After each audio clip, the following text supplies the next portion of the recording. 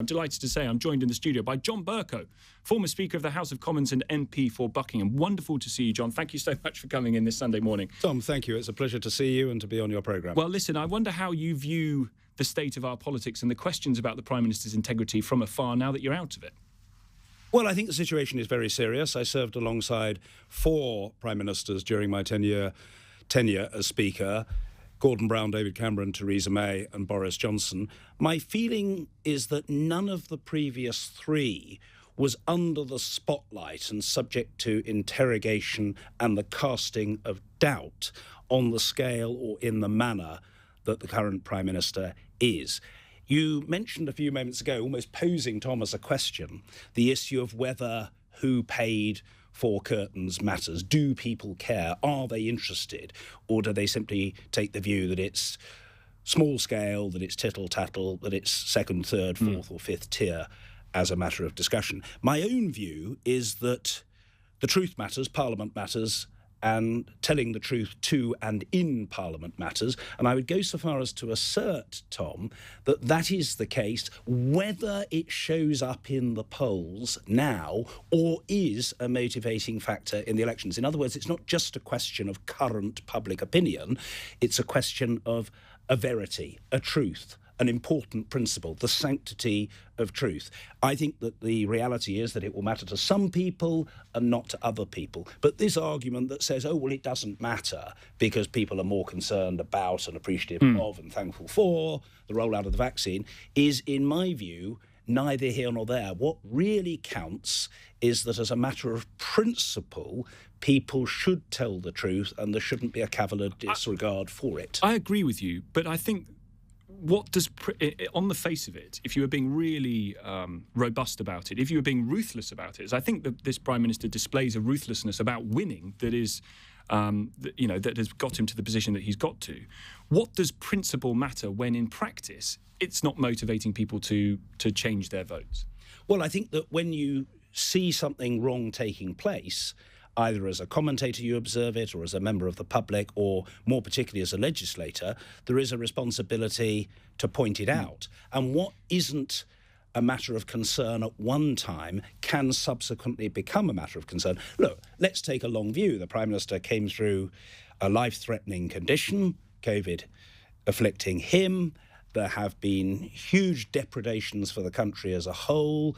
It has been a horrendous, debilitating and unsettling period. And a lot of people may say, well, what really matters is relief from a mortal threat. And I don't use that term rhetorically, but factually. And in those circumstances, they might at the moment say, well, we're not too bothered about who paid for this or when or who paid first or what the total cost was or whatever. They may do, but it's no good pointing these things out only at a later stage. Whenever there is error, wherever there is untruth, wherever there is falsehood, it must be spoken out against with crystal clarity. So that's my view. It's a matter of principle, not of exigency. And who holds the feet to the fire? That has to be Parliament's job. If it's not the electorate who, for whatever reason, it's that would be your view of Parliament's job. I thought of you the other day, John, because I saw what Labour had been saying about the Prime Minister. They used the term, the Prime Minister has lied. Now, I wonder in your day whether that was heard in Parliament, whether you would describe that as unparliamentary, or whether you think that bit might be closer to the truth.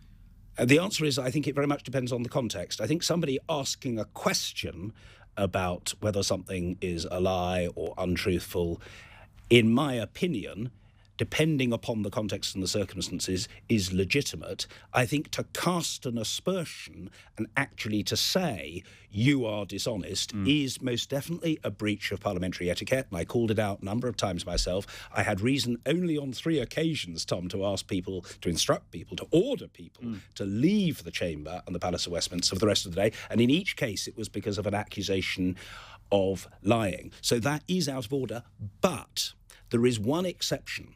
If there is a substantive motion before the House about the conduct of a particular member and an accusation of dishonesty, it is then orderly. So, for example, in 2011, when Chris Bryant, the Labour MP for Rhondda, had a motion down about the behaviour of the Secretary of State for Culture, Media and Sport, Jeremy Hunt, it was, in my view, and I made this ruling, in order. It may have been tasteless and unpopular, but it was in order for him to question the honesty of Jeremy Hunt, because that was the subject matter of the debate. Do you think that Boris Johnson, as Prime Minister, treats the House of Commons and Parliament with respect? Did you find that when you were Speaker in the chair when he was in the early days of his time as Prime Minister?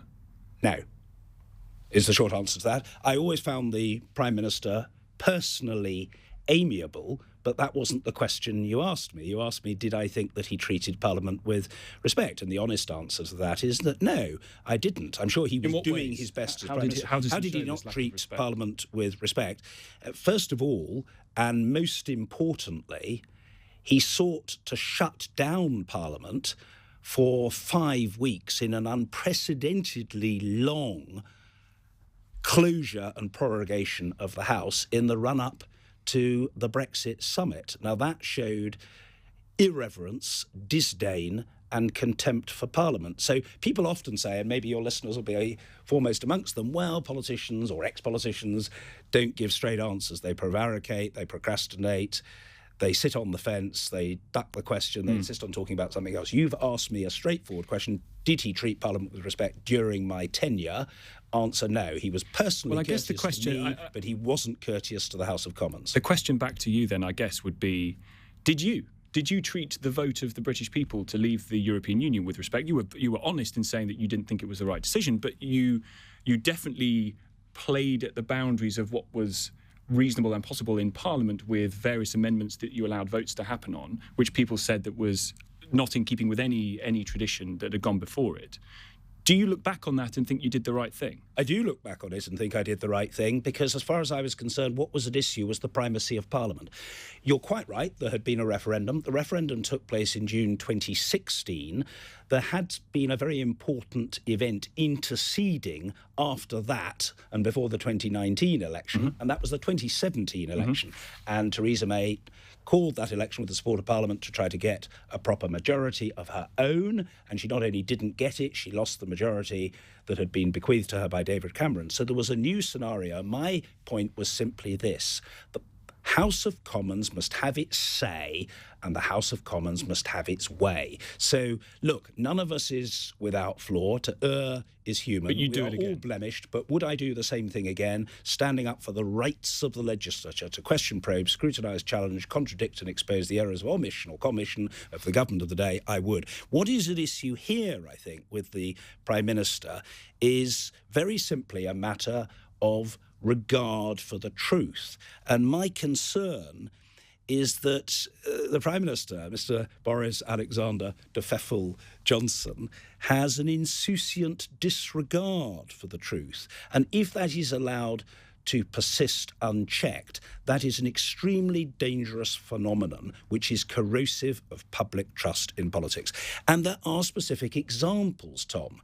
The Prime Minister has said that under the Conservative government, the economy has grown by 73%. He said that in Parliament. Actually, the real figure since 2010 is 20%, less than a third of what he claimed. The 73% figure would have to include 13 years of Labour government. He says we've restored the nurses' bursary. Well, yes, he's introduced a maintenance grant of £5,000, but under the old nurses' bursary, tuition fees of nurses were paid. They're not now paid, so that was deeply misleading. He says that 400,000 fewer families are living in poverty and has been contradicted by the Children's Commissioner. In none of these cases has he corrected the record.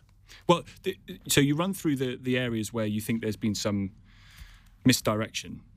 Two quick things then. If Parliament is being maligned and pushed to one side, do you think MPs have been quick enough to call for or to start an inquiry into coronavirus? Well, I certainly think that there are a lot of MPs who want such an inquiry, and I hope there'll be such an inquiry. You think that there should be? I do think that there should be a public inquiry into the way in which the phenomenon came about judge-led? And what lessons could be learned from it. And I think it should be judge-led. And it has to be independent. One can't have one of these soft soap, whitewash-type inquiries which are set up under the auspices and subject to the control of the Prime Minister of the day. That's absolutely hopeless. It's got to be genuinely independent. So I don't think MPs have been too slow to call for that. I suppose what I would say also is that on the matter of truth-telling, I don't know what's going to happen because I'm not a soothsayer or a diviner, but I do know what has happened, Tom, which is that several opposition party leaders have asked for the right to have a motion before the House given precedence on the question of truth or its absence in prime ministerial statements, and that matter should have precedence and be voted on in the House. Now, I don't know whether that's going to happen, but if you ask me, do I think that such a motion should be given precedence, the honest answer is I do. I think lots of good steps have been taken in the light of the virus to try to get an approximation to or an imitation of what Parliament should be like. I pay tribute to the House authorities and Speaker Hoyle for establishing the virtual Parliament, but it's deeply suboptimal. And the scrutiny of the coronavirus regulations and a very substantial curtailment of personal liberties was absolutely minimal and in some cases zilch.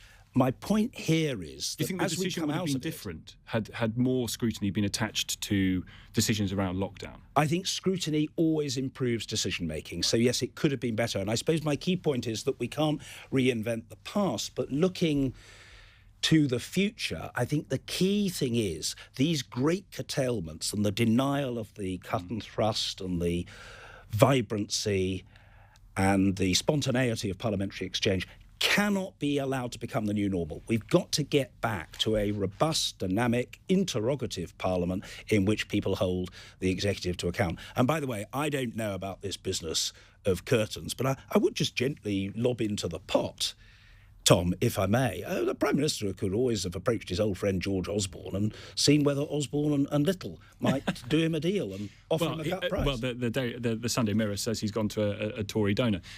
Just very funny, because I've eaten... Well, I think we need to know who paid the bill in the first instance. It is a blindingly simple and straightforward question to which we need an answer. And it's not good enough just to say, oh, well, in the end, the Prime Minister did. The reason people, and I say this to your listeners, are asking the question is that if the bill was originally paid by somebody else, there is either the reality or the appearance of an obligation to that person, and that is extremely dangerous and undesirable. So the Electoral Commission should look at it, and if the Prime Minister is going to tell the truth to the Electoral Commission, which no doubt he is, and he certainly must, he should also tell the unvarnished truth to the House of Commons. So tell me the truth on this final question, because I've eaten into a lot of your Sunday morning. Based on everything you've said, do you think you could vote Conservative? Well, people probably will in large numbers. Do you think, what about you? Thursday. Well, I think that my vote is between me and the ballot box, and I didn't comment on that matter other than in respect to the referendum. Wisely or unwisely, I admitted that in the referendum I voted to... But you're a former Conservative MP. I'm a former Conservative MP, but I haven't... And you're not sure? Of the Conservative Party. I haven't been a member of the Conservative Party since the evening, I think approximately 8:30 p.m. on the 22nd of June 2009. And if you're asking me, is it my ambition to return to the Conservative and Unionist fold, the answer is an unequivocal no.